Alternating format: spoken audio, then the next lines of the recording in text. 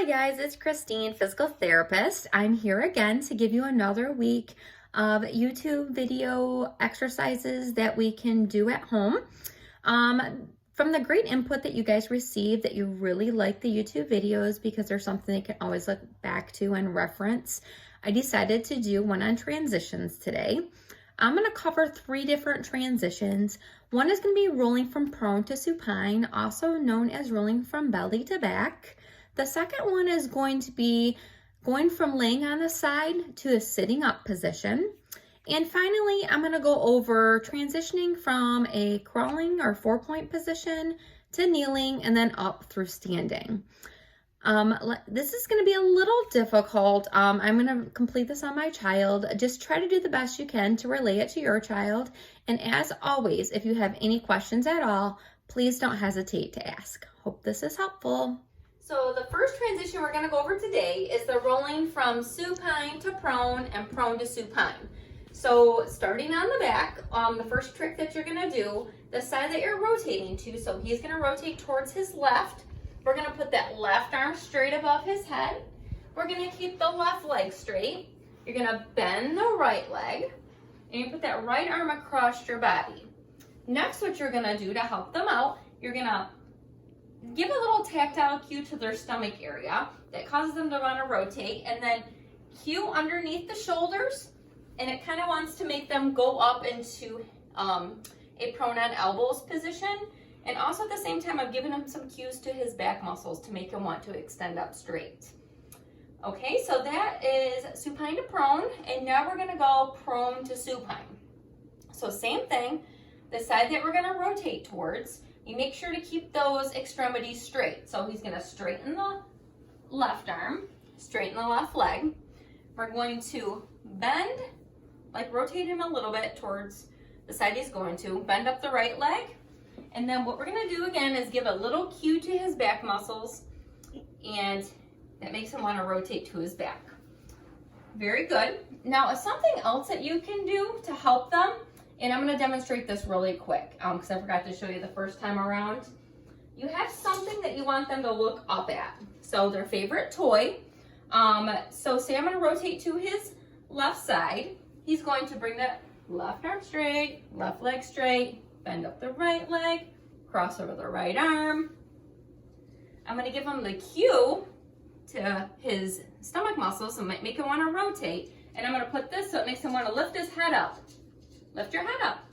Come on, lift your head up. All right, and then bring your arm back. So it helps them want to, go ahead, go on your elbows. It helps them want to figure out how to lift up their head to look up their object. So it makes it a little easier for them, gives them some motivation. Okay, now we're gonna do the side lie to ring sit position transition. So what we're gonna do is have them start on their side. That's the first thing. You're gonna want to slightly bend up the right leg, and so that way it's kind of propped up like this. The left leg kind of bring forward because we're gonna kind of want to come to a ring sit position. On his left arm, we're gonna prop him up so he's sitting on his elbows. Bring that right leg in front so they don't get tangled.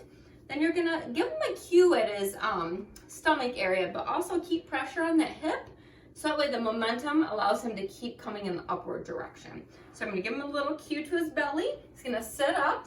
Another thing you can do is like, okay, let's sit up. And then it makes him motivate and really try harder to get into that sitting position.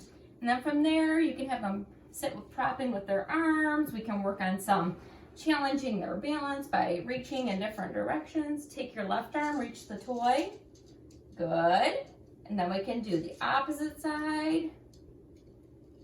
Good. Then we can even work on some, giving them some, I guess you would call it, some pushes to the sides without them knowing they're coming. So you're going to challenge their balance by telling them to try to stay up straight, stay up in the middle, don't let me knock you over. So it makes them want to stay up straight. So that's that transition. Okay, so our last transition is going to be from crawling to kneeling and then up to standing. When doing this, you're going to want kind of a hard, stable surface. Something like a coffee table could work, a chair. Of course, you're going to be there with them when you're doing this. You could also in the beginning use something soft for them like a couch. That works as well.